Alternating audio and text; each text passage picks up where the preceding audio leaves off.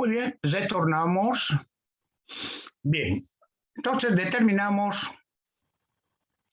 el coeficiente de convección para el fluido caliente que fluye por el tubo central referida a la superficie lateral externa del tubo central. Bien, ya tengo entonces el coeficiente de convección para el fluido que fluye por el tubo central, pero tengo otro fluido que fluye por el anillo, es el fluido frío, ¿no es cierto? Entonces debo realizar o debo determinar el coeficiente de convección para el fluido frío que fluye por el anillo. Bien, esta zona celeste es el anillo del intercambiador de calor. Entonces, por ese espacio fluye el etilenglicol, que es el fluido frío. ¿Está bien? Pero aquí es igual esta área celeste. El área es el área para el flujo másico del fluido frío. El área de un anillo está dada por esta relación. Aquí se debe tener cuidado con los diámetros. Tengo el diámetro 2, aquí en la figura se ve claramente con una flecha azul, es el diámetro interno del tubo externo. El diámetro 1 es el diámetro externo del tubo central. Estos diámetros los hallamos, ¿no es cierto? Los hallamos en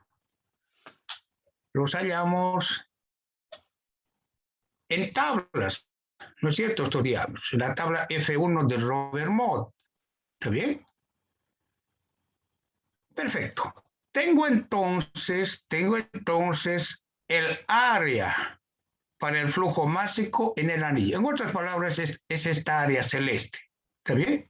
Tengo en el tubo central el fluido caliente y en el anillo el fluido frío. Entonces la transferencia de calor es del fluido amarillo, si ustedes quieren, que es el solvente, hacia el fluido celeste, que es el etilenglicol. ¿No es cierto? Entonces, determino el área de flujo, el área del anillo para el flujo másico. Bien, el flujo másico del fluido frío está dado por esta relación: velocidad, área de flujo, densidad del etilenglicol.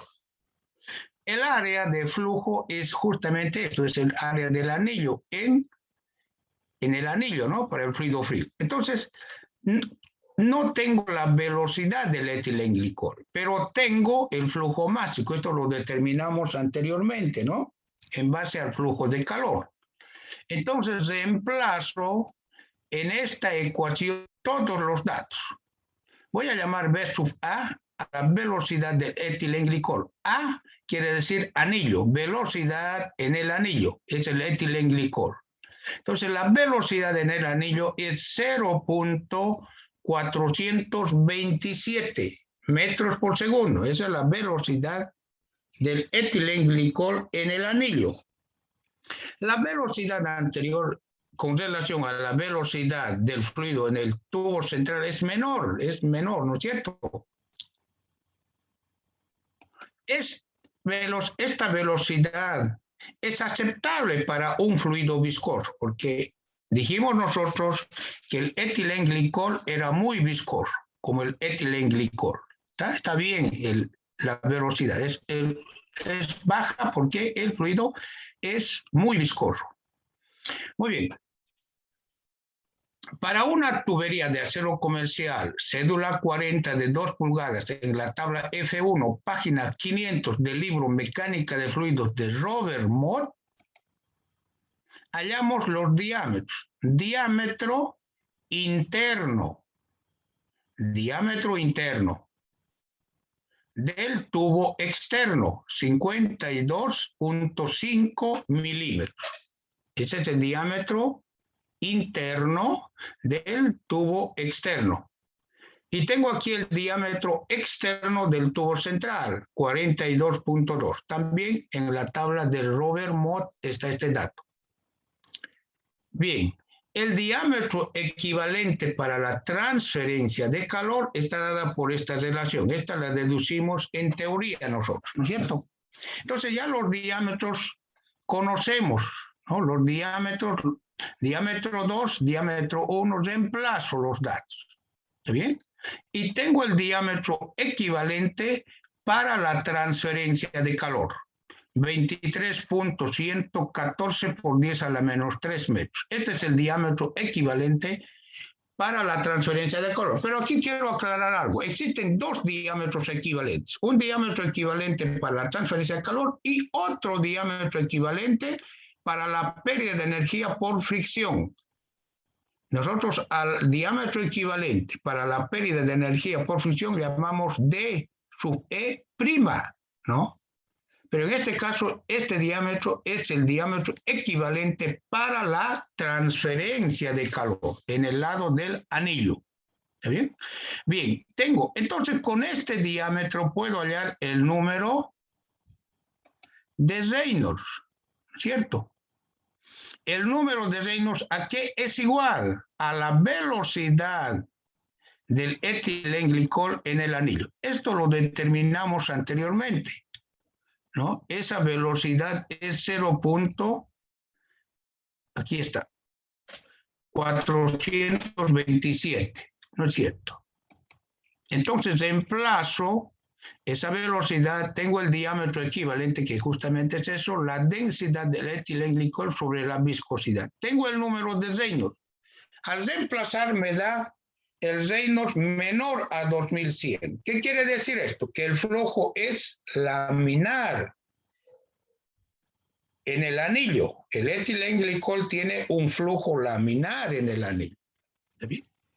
Bien, entonces para flujo laminar, ¿no es cierto? Suponiendo que el intercambiador de calor será construido empleando tuberías de 6 metros de longitud, tomando como la longitud de cada tubo 6 metros,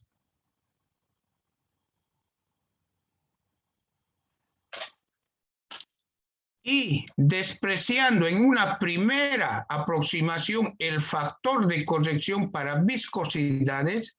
Factor de corrección es esta relación, ¿ya? Para viscosidades, factor de corrección para la viscosidad. Voy a despreciar, voy a tomar igual a 1, porque no tengo la temperatura de pared del tubo central. Entonces voy a tomar 1 todo esto. Es por eso que digo despreciando en una primera aproximación el factor de corrección de viscosidad, que aquí está en color rojo. Entonces eso voy a despreciar, porque no tengo la temperatura de pared del tubo central. Bien, como el flujo es laminar, tengo esta ecuación para hallar el número de Nurset en el anillo. Reemplazo los datos. Tengo el Reynolds, el número de Prandtl, diámetro, reemplazo todos los datos. Elevo a la 1/3 y el factor de corrección para la viscosidad voy a asumir que es igual a 1. ¿Está bien? El número de Nurset es 12.99. Voy a redondear a 13. Este es el número de Nurset en el anillo. Bien, pero aquí es igual el número de Nurset. El número de Nurset es igual al coeficiente de convección en el anillo por el diámetro equivalente para la transferencia de calor sobre la conductividad térmica. Entonces, como ya tengo el número de Nurset, que es 13, despejo de esta ecuación el coeficiente de convección para el fluido frío en el anillo. Pero como este coeficiente de convección lo hallo despreciando, ¿no es cierto?, el factor de corrección para viscosidades, voy a llamarlo a esto coeficiente de convección en el anillo prima. ¿Y por qué prima? Alguien me dice, porque estoy despreciando el factor de corrección de viscosidades. ¿Ya? Esto debo corregir, pero una primera aproximación tengo esto. El coeficiente de convección para el fluido frío en el anillo es 0.1483 kilowatt metro cuadrado grado centígrado. No nos olvidemos que el fluido caliente fluye en el tubo central, ¿cierto? Y en el anillo el fluido frío. Ahora puedo determinar la temperatura de pared del tubo central cuando el fluido caliente está en el tubo central. Nosotros determinamos en teoría dos ecuaciones. Esta es la primera ecuación cuando el fluido caliente está en el tubo central, para hallar la temperatura de pared del tubo central.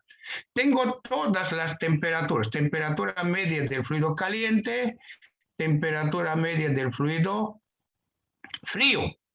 Y H voy a reemplazar por H', por este valor. Esto me permite hallar la temperatura de pared del tubo central. Al reemplazar datos tengo 32.8. Nosotros en teoría hallamos dos ecuaciones y puedo verificar con la otra ecuación. La condición es que el fluido caliente está en el tubo central. La otra ecuación era esta, parecida a la anterior, pero un tanto distinta. ¿Está bien? Entonces, esta es la otra ecuación. Entonces, en esta ecuación reemplazo también los datos y debe devolverme el mismo valor encontrado, 32.8. Reemplazo y tengo lo mismo. Entonces, puedo hallar la temperatura de pared por cualquiera de estas dos relaciones. Condición: fluido caliente en el tubo central. ¿Sí? Tengo la temperatura de pared, 32.8. Si yo tengo la temperatura de pared, entonces puedo hallar ya la viscosidad del fluido en el anillo. Esta viscosidad, porque ya tengo la temperatura de pared. Entonces voy a determinar a continuación la viscosidad a la temperatura de pared. ¿Está bien?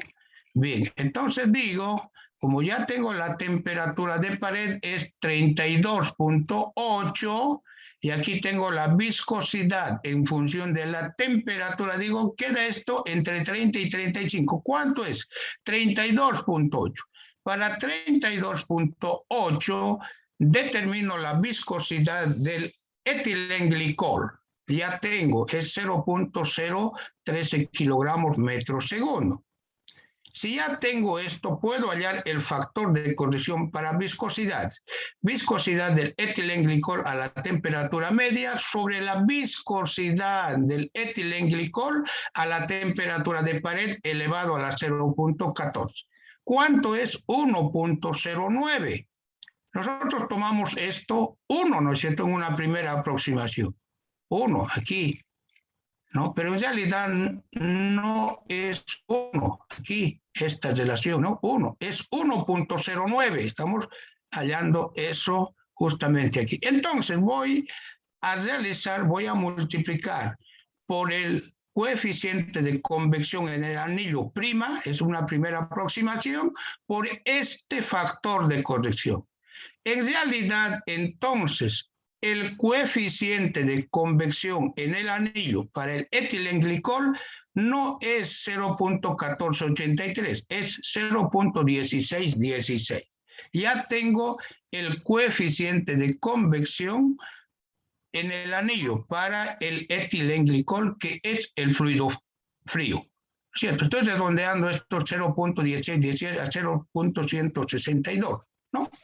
Ya tengo los dos coeficientes. Entonces puedo determinar el coeficiente global de transferencia de calor teórico.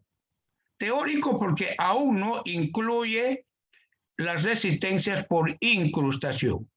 Entonces aquí tengo todos los coeficientes: coeficiente de convección para el solvente en el tubo central, coeficiente de convección del fluido frío, que es el etilenglicol, en el anillo.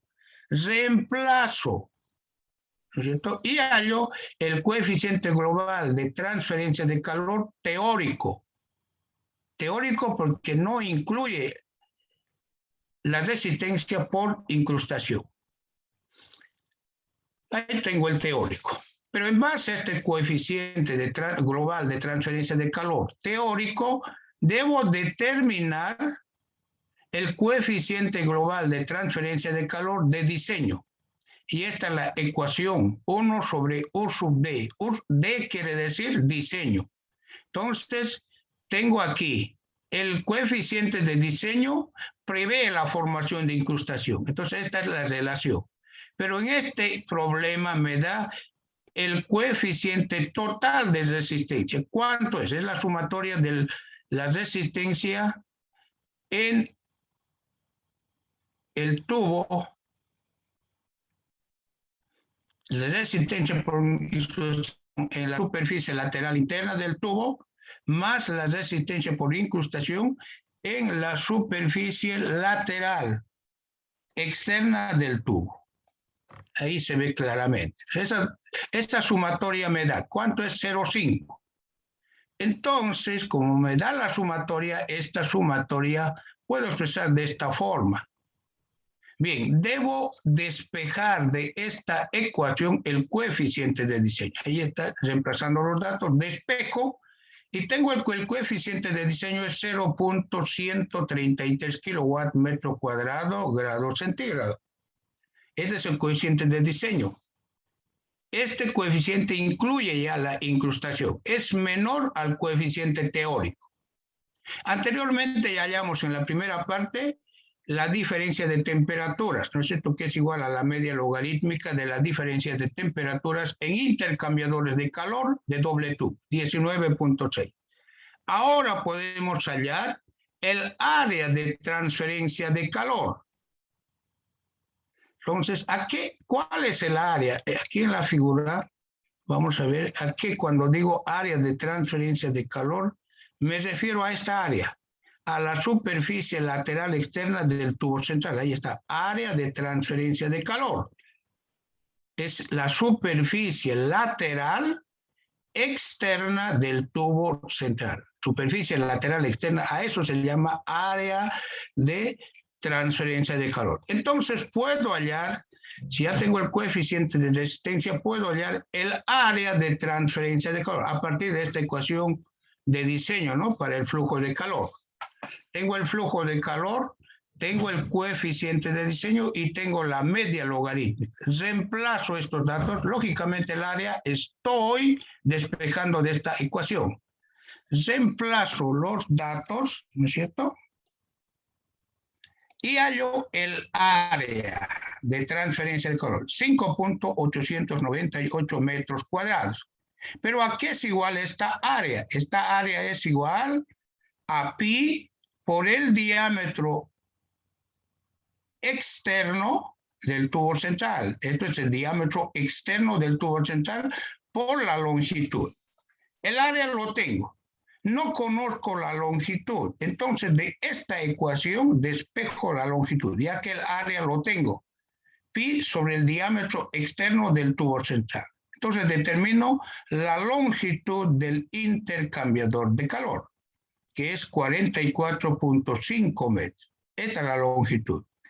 Cada intercambiador de calor tiene 6 metros, pero una horquilla es 6 metros más 6 metros, 12 metros es una horquilla. Entonces voy a determinar el número de horquillas. ¿A qué corresponde esta longitud? Entonces divido la longitud total sobre la longitud de una horquilla. Una horquilla tiene 12 metros. Con esto hallo el número de horquillas. Esto es una horquilla, pero no puede ir 3.7 horquillas, debe ser un entero. Entonces voy a redondear 371 horquillas a 4 horquillas. Entonces tengo 4 horquillas de este tipo conectadas en serie. Son 4.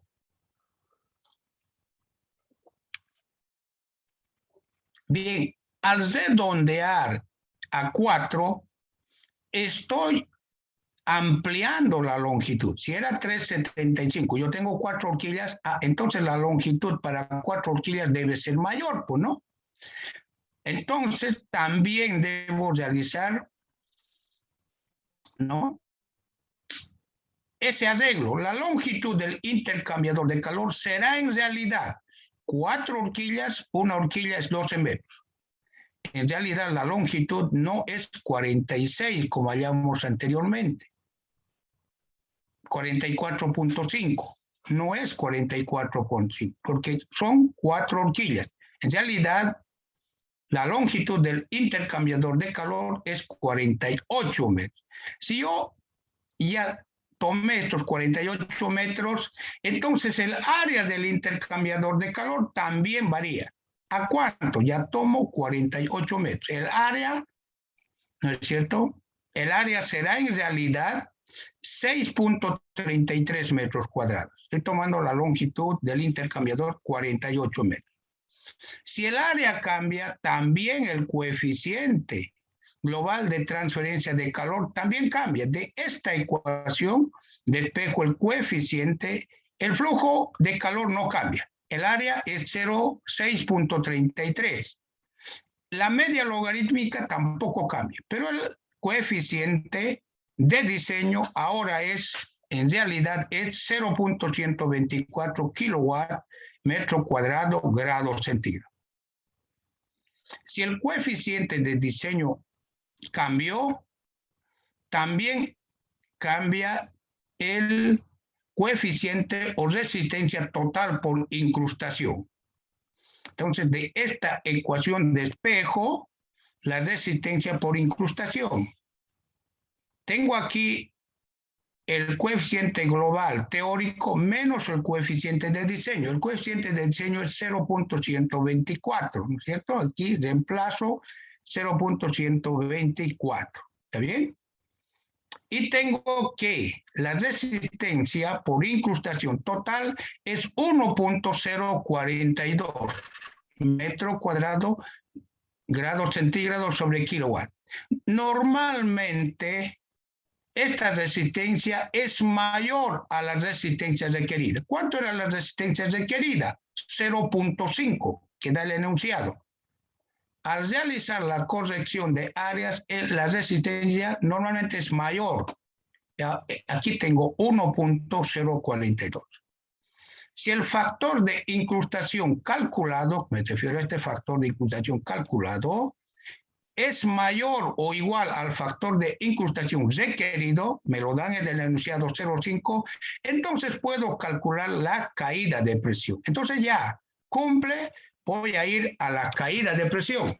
Me dicen que la caída de presión para el intercambiador de calor permisible es a 110 kilopascales, ¿no es cierto? Eso es para ambos fluidos, para el etilenglicol y para el solvente. Entonces voy a empezar con la caída de presión en la tubería central, por la que fluye el solvente, que es el fluido caliente. No nos olvidemos que el factor de fricción para el solvente en el tubo central ya lo hallamos anteriormente. Entonces no tiene objeto otra vez hallar el Reynolds y el factor de fricción. Ya lo hallamos anteriormente para la transferencia de calor por convección, ¿no es cierto? Entonces es este el valor. La longitud, ya vimos, la longitud es igual a 48 metros, ¿no es cierto? Entonces, la longitud 40, o si quieren 12 por 4, 48. El diámetro interno del tubo central, la velocidad del solvente en el tubo central sobre 2 veces la gravedad. Pérdida de energía por fricción para el fluido en el tubo central, 2.042 metros. Esta pérdida de energía multiplico por el peso específico del solvente, que es dato a la temperatura media, y hallo la caída de presión para el solvente en el tubo central, 15.825 kilopascal. 15.825 kilopascal. Esa es la caída de presión. Pero ¿cuánto me dan en el enunciado? Me dice, máximo puede ser 110. Como es 15, es mucho menor. Entonces cumple. Para el solvente en el tubo central cumple la caída de presión. Entonces está bien diseñado. El tubo está bien, el tubo central está bien. ¿Por qué? Porque la caída de presión es menor a la caída de presión requerida. Entonces es menor. Entonces está bien. ¿Ya? Si esto es mayor a este valor, no. El diámetro de la tubería es muy pequeña. Hay mucha pérdida de energía por fluido. Entonces debo tomar otro diámetro. Pero en este caso, como es menor a la presión asignada, ¿no es cierto? 110, entonces 15 es mucho menor. Entonces, el diseño, la tubería es de 1,25 pulgadas para el tubo central. Está bien, ¿ya? Esto me dice. Bien, de forma parecida debo verificar en el anillo. Caída de presión en el anillo. Fluido frío está en el anillo. El etilenglicol. ¿Está bien? Perfecto. Aquí tenemos los diámetros. Ahora, para la caída de presión, ¿no es cierto? Para la caída de presión en el anillo, debo hallar el diámetro equivalente prima. Aquí está prima. Es el diámetro equivalente para la pérdida de energía por fricción. En el anillo debo hallar dos diámetros equivalentes. Un diámetro para la transferencia de calor y un diámetro equivalente para la pérdida de energía por fricción. Este diámetro prima equivalente es el diámetro para hallar la pérdida de energía por fricción prima. Aquí es igual, esto deducimos en la parte teórica, ahí están los diámetros. Diámetro 2 menos diámetro 1. Diámetro 2, diámetro interno del tubo externo. Diámetro 1, como ustedes lo ven, diámetro externo del tubo central. ¿No es cierto?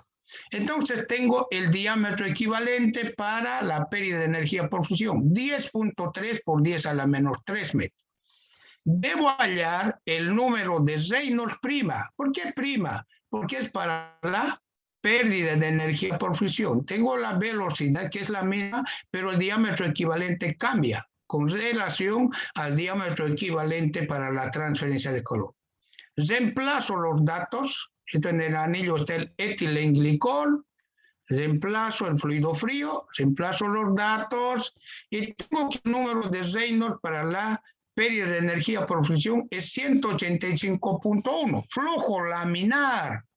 Para flujo laminar, el factor de fricción se halla dividiendo una constante, 64 sobre el número de Reynolds en el anillo para la pérdida de energía por fricción. Entonces divido y tengo el factor de fricción. En el anillo debo considerar pérdidas de energía en tuberías rectas y en accesorios. Inicialmente voy a hallar la pérdida de energía en una tubería recta. Lo voy a llamar HFA, anillo, para la tubería recta. Ahí tengo el factor de fricción, la longitud son 4 horquillas, el diámetro equivalente para la pérdida de energía por fricción, la velocidad sobre 2 veces la gravedad. Reemplazo todos los datos y tengo que la pérdida de energía por fricción en el anillo es 14.976 metros. Es mucho mayor que en el tubo central. Para hallar la caída de presión en el anillo, debo multiplicar, ¿no es cierto? Inicialmente, debo sumar la pérdida de energía por fricción en tuberías rectas con la pérdida de energía en accesorios. Esto es la pérdida de energía en accesorios en el anillo. Solamente en accesorios se toma en el anillo. K es el coeficiente de resistencia. Explicamos nosotros que el coeficiente de resistencia es igual al número de horquillas. ¿Cuántas horquillas tenía? 4. Entonces K es igual a 4. Reemplazo la velocidad sobre 2 veces la gravedad. Tengo la pérdida de energía por fricción en el anillo en accesorios.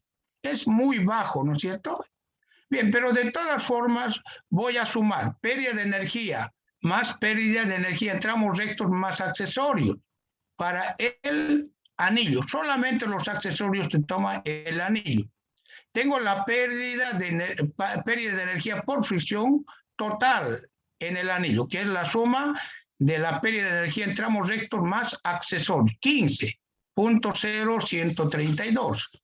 esa pérdida de energía total en el anillo multiplico por el peso específico del etilenglicol y determino la caída de presión. 148.75 kilopascales. Es mayor a 110 kilos. Por tanto, la tubería externa que nosotros asumimos de 2 pulgadas no es la correcta. ¿Por qué? Porque la caída de presión calculada se excede a la caída de presión requerida. Por tanto, debo realizar, como la caída de presión en el anillo excede el valor permitido, esta caída de presión deberá ser corregida. Para esto, debo aumentar el diámetro del tubo externo a 2,5 pulgadas. Esta es la tarea para ustedes.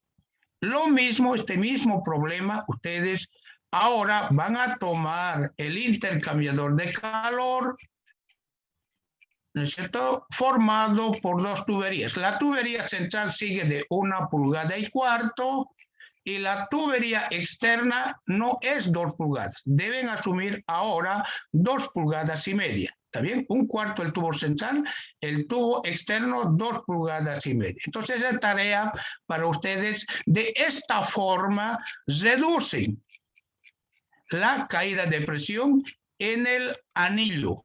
¿Está bien? Entonces, esto no es para presentarlo. Realicen en su cuaderno y la próxima clase me dicen hasta cuánto lograron bajar al tomar el diámetro del tubo externo en 2,5 pulgadas. ¿Está bien? Esa es la tarea para ustedes, para el próximo día sábado. ¿Está bien? Solamente es lo mismo, pero seguro con 2,5 pulgadas esto los baja menor a 110. Estoy segurísimo. ¿Está bien? Bien, este problema ha sido tomado de este libro, Transferencia de Calor en Ingeniería de Procesos, de Eduardo Cao. Es la edición. Entonces, ustedes lo pueden bajar este libro, ¿no es cierto?, del internet. Existe el PDF de ese libro. ¿Ya? Bien, con esto concluimos la segunda parte. En 5 minutos